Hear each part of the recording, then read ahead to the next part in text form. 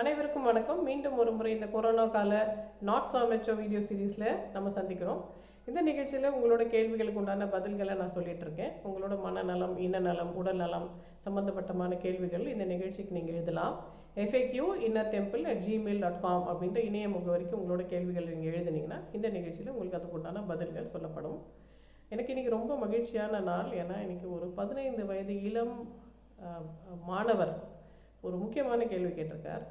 அவரோட கான்டெக்ஸ்ட் என்னன்னா, அவங்க அம்மா என்னோட நிறைய ஸ்பீச்சஸை அந்த குழந்தைங்களுக்கு போட்டு காட்டுறாங்க.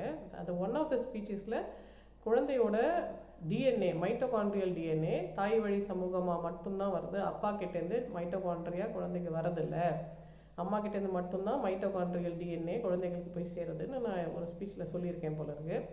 அந்த ஸ்பீச்சை கேட்டுட்டு இந்த குழந்தை போய் அவன் ஸ்கூல் புக் எடுத்து, என் ஸ்கூல் புக்கில் ரீப்ரொடக்ஷன்ற சாப்டரில் ஸ்பெர்மோட டயக்ராமில் மைட்டோகாண்ட்ரியா இருக்குது, மைட்டோகாண்ட்ரியா இல்லாமல் இருக்கும்னு நீங்கள் சொன்னீங்களே, எப்படி மைட்டோகாண்ட்ரியா வந்தது, இதுக்கு என்ன விளக்கம் அப்படின்னு இந்த மாணவர் கேட்டிருக்காரு.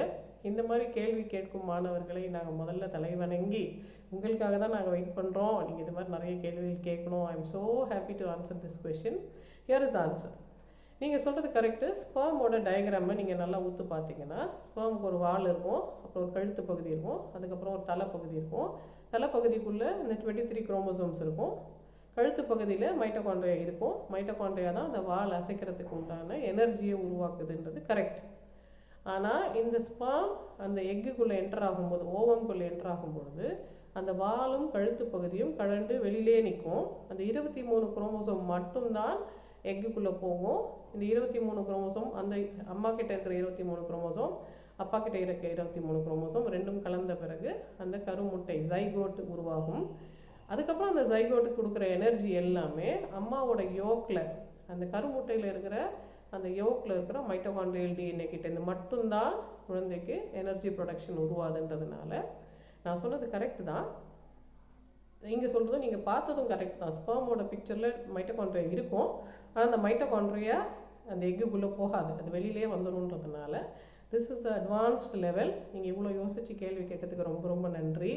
நம்ம தமிழ் குழந்தைகள் இவ்வளோ புத்திசாலியாக இருக்கிறது எங்களுக்கு ரொம்ப மகிழ்ச்சியை தருதுன்றதுனால தொடர்ந்து இதே மாதிரி நிறைய கேள்விகள் கேளுங்க. I am so happy to answer questions from you. நிறைய கேள்விகள் கேளுங்க. நிறைய யோசித்து நம்ம ஜெயிச்சுட்டே வரலாம். தேங்க்யூ.